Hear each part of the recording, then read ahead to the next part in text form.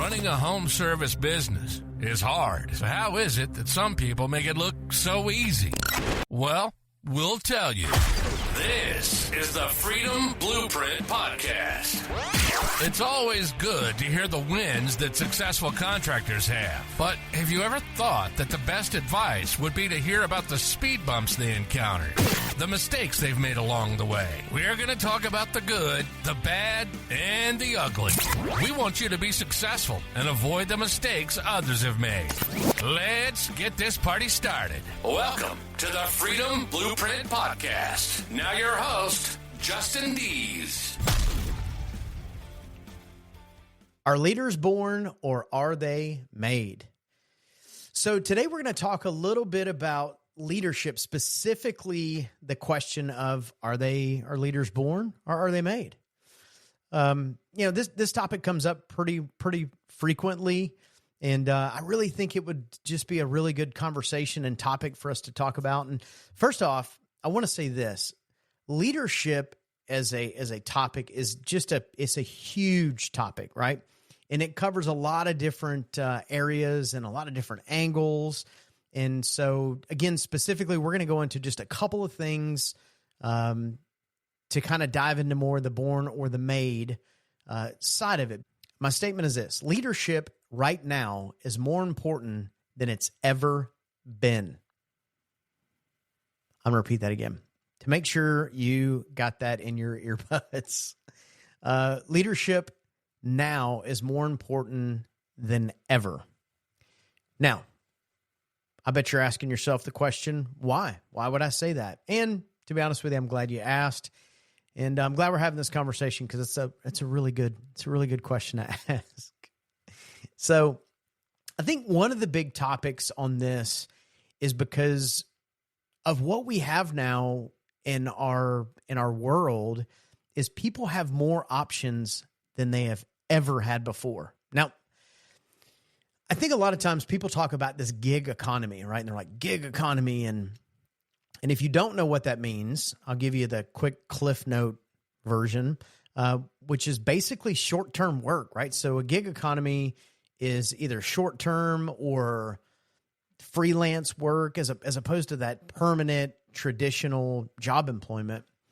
And, now some examples of people that are utilizing that gig economy for their employment or their income. I mean, think about Uber and Lyft and DoorDash. Fiverr's another one, Upwork. There's one that's called TaskRabbit for, things around the house that you could use. So there's a lot of different apps out there that you can participate in this gig economy. And it's easier now than ever, right? If you go to work and you're like, I don't like my boss or I don't like whatever, and you decide to leave, there's a good chance you can get on an app, and before you drive away in the parking lot, you can probably have picked up a gig to do something to make some money. So, I feel like it used to be, I'm going to say 20, 30 years ago, people worked in the same job for however many years to get that gold watch. And it's just not the world we live in anymore. It's not the world we live in. And not only that, I think that next generation coming up, we talk a lot about this, but I think flexibility is one of those things that they cherish, like being off, flexibility. A lot of those things are things that are very important to them that in the past and traditionally that hasn't been as important. So I think a lot of times when people talk about the gig economy, I think business leaders in the home service industries, they don't really take that into consideration, right? They think more about, there's a gig you can go to for Uber and Lyft and DoorDash, but who wants to do that? And my challenge to you is I would probably reshape your thinking just a little bit. So the reason I say that is, one, you have team members that have a lot of different skills and work in different roles in your business. And I know a lot of times when we talk about home service space, we traditionally think about the technician, right? Like the revenue generating technician. But let's be honest, there's a lot of different roles that happen in your business. And, whether you're a really large business or a small business, there's these roles that are happening, whether it be, the CSR role or the dispatching role or the accounting side of it or marketing or even sales. I mean, there's a lot of different types of variety of backgrounds that people have that work for your business, not just the one thing they do. A lot of times people like to do other things as well. And two, technicians are not really able to participate as much in this gig economy right now. Now, trust me when I say this, the big banks aren't the only people taking notice of our industry. They're not the only ones paying attention to what's going on in the home service space. I mean, Google is paying attention. Amazon is paying attention. Walmart is even paying attention. And believe me, they're working diligently right now to figure out how they can have a piece of the pie. Now, Google obviously has a giant piece of the pie, as anybody who deals with marketing or does any type of digital marketing knows that Google's got a huge part of it. But I can promise you they're trying to figure out, along with the Amazons and the Walmarts of the world, how can they be a part of this industry? How can they be a part of this this industry? And I think that's probably going to shift towards kind of a gig economy, so to speak. So with those things, that's really why I make the statement of leadership now is as important as ever. And again, it comes down to people just having more options than they've ever had before. So let's get back to the question at hand. So I wanted to make that statement, but I want to get back to the question, which is, are leaders born or are they made? And so I want to go over a couple of traits. So I want to go over 8 different traits of leaders and leadership, and then we can kind of talk through each one and figure out together if we feel like these are traits that people are born with or are they traits that people learn. And I don't know. My goal for today is for us to get through this together and then go, oh yeah, we can make a definitive decision on, are leaders born or are they made? So one of the number one traits I feel like that is really important when it comes to leadership is charisma. I think charisma is really important. People are attracted to people that are, influential people. And a lot of that has to do with charisma. So, to answer the question, are they born? Is it made? You know what? I think the answer is a little bit of both. I mean, certainly people naturally are more charismatic than other people. But I mean, let's be honest, there's a book for just about anything, or a YouTube channel, or dare I say a podcast. There could be even a podcast for, being more charming or influential or inspiring or motivating to a team. So number one being charismatic, I'm going to say both. I'm going to say that yes, you can be born with it, but you can also learn how to be a little bit more charismatic. So that's my first thing. I'm curious to know what your answer on that is too. But let's go to the next one. So the next one is going to be confidence. Confidence is very, very important when it comes to leadership. Now, confidence is not the same as arrogance, as I'm guessing anybody who listens to this would agree with me. There's a difference between being confident and being an arrogant person. But, right, so confidence. And, confidence sometimes can come from a variety of different places. Sometimes it can come from experience in doing something. You can become more confident. Experience and being good at something obviously gives you more confidence versus not. So I for me, again, same thing. I think that you could be born naturally with a little more confidence, but I got to say, I think most people that are confident, that is a learned trait. So I'm going to put that in the list of learned traits versus born. So that's my answer on that. The next one is going to be, let's go in emotional intelligence. Emotional intelligence. So if you don't know what that means, it's really the ability to understand and manage emotions. Conflict resolution. Can you manage that part of it? Can you make sure to, when you have a major issue, are you able from a leadership standpoint to go in and resolve this issue? And My answer on that one is going to be learned. I think that's a learned behavior. I think naturally people are not really interested in solving other people's problems. They're not interested in conflict resolution. I think most of the time, for me, I'm going to say this. For me, I think I'm pretty good at conflict resolution, and but I feel like I'm good at it. But I've also worked at it. Like that's not something that has been natural for me. Because usually when there's conflict, I don't want to be around it. Like I'd rather just go the other way or go find something else to do. And I think that's kind of natural for most people. But yeah, so I'm going to put that in the column of learned. So next we've got resilience. Are you resilient? Do you have that rubber band effect? Like if somebody pulls you back, are you going to pull back, or are you going to pull out and stretch too far and be no good as a rubber band anymore? So resilience is, how do you handle setbacks? How do you handle failure? How do you handle those kind of things? Because it's not easy. And from a leadership perspective, I'm going to say this about leadership and resilience too. Your team, if you're listening to this, there's a good chance you're a leader, right? Now, whether you're in the role or not of a leader is a different story. Leadership has nothing to do with title, period. It just does not. So you can be in a leadership role without having the title of fill in the blank manager or whatever.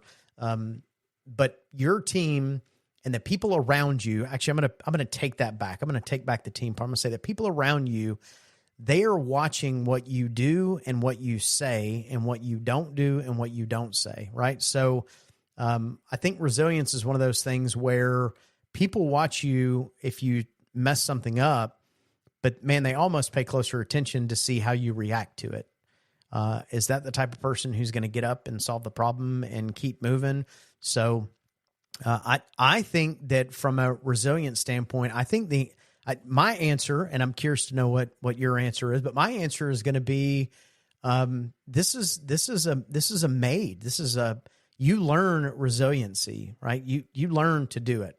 So that's my answer on that one. Next on the list is going to be empathy.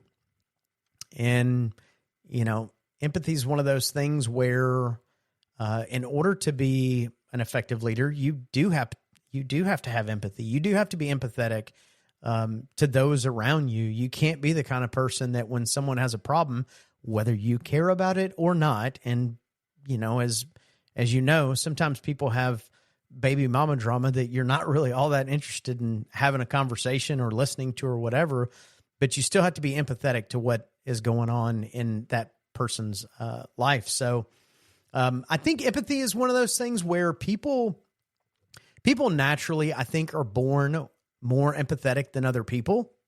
But again, like anything else, I also think that you can learn. It's a learned skill. I think that you can learn to listen to people. I think you can learn to pay attention to what's going on and, be empathetic. It doesn't mean solve the problem. It doesn't mean, it just means be empathetic, like listen and support the team and the environment around you. So I'm going to put that one on, it could go either way, but I think made. I think it's a learned habit. I think you can learn to be empathetic, or more empathetic, I should say. Next on our list is problem-solving abilities. So, are you able to solve problems? And when I think about problem-solving is pretty critical when it comes to leadership skills, I think. Because in order to problem solve, especially like think about in times of crisis, right? Like think back to when COVID first became a thing. Like you had to problem solve, right? And we didn't even know what the problem was, but the biggest thing you had to do was you had to stay calm. You had to analyze what all was going on, and then you had to come up with a plan on how to, inspire, motivate, sometimes retrain, learn new. We were all learning things during this period of time. So problem solving, I think, is a big one. And I think that one's going to be made as well. I don't think I don't know, problem solving abilities to me is like walking. Like when we were born, we didn't know how to walk. We had to learn, we had to train, we had to walk basically. And the whole walk before you run, I think problem solving abilities, that's what that's going to fall under as well. So next on our list, we have adaptability. And, man, the skill to adjust, I think adaptability, flexibility, I know for me as a core value, this is a big one for me.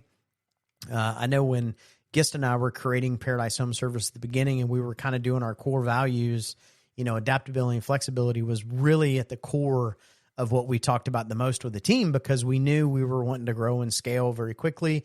And we knew in order to do that, we would need team that were able to adapt and be flexible. And at the same time, as a leadership, we had to be able to do that. So, we had to be able to adjust to new things that were happening.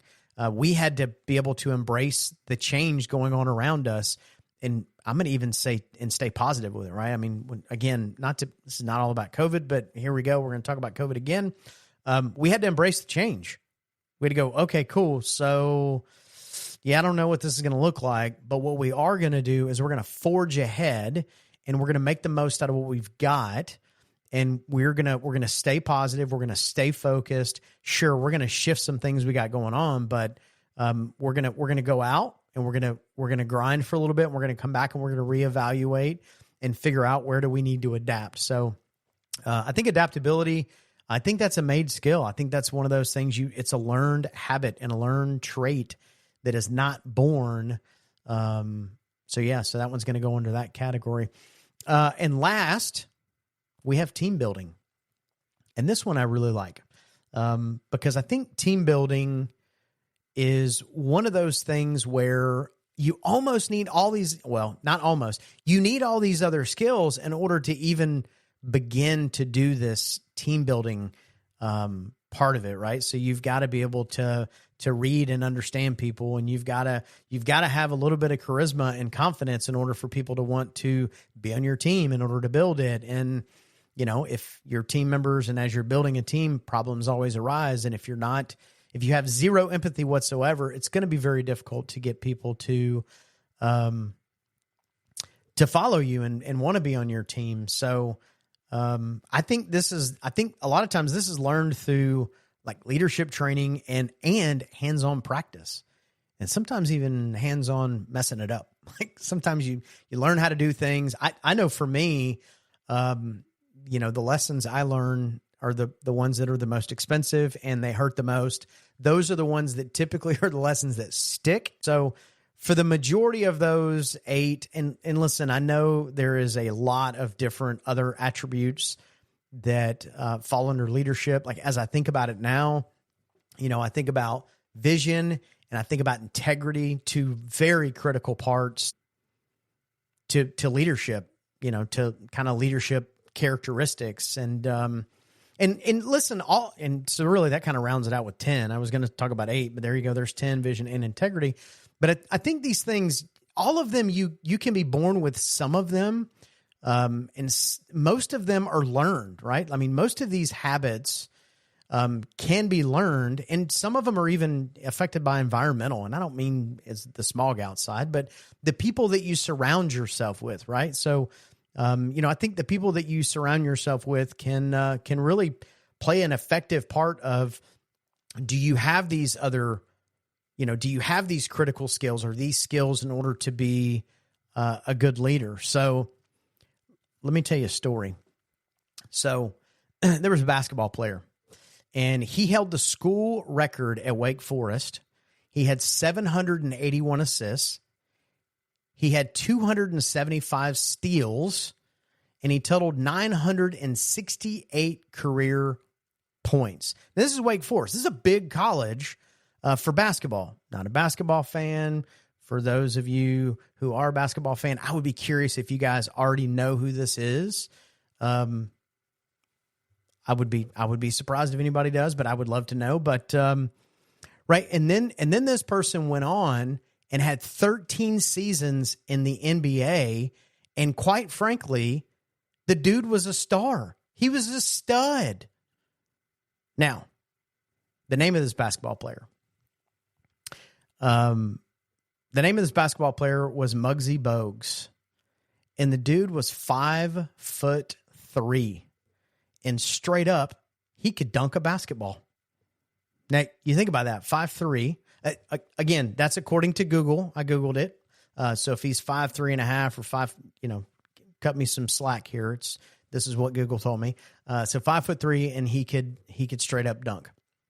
Now, anything that you know about basketball says that a dude that is 5'3" should not be in a major competitive college for basketball, and he definitely shouldn't be an NBA basketball star. I mean, competitive. I mean, so think about it. Like, if you had this dude standing here and he's like, I'm going to be a basketball player, you're like, you should maybe be a fireman or maybe a postal worker. I don't know. Something, not a basketball player, because you don't check the boxes of the traditional basketball player, right?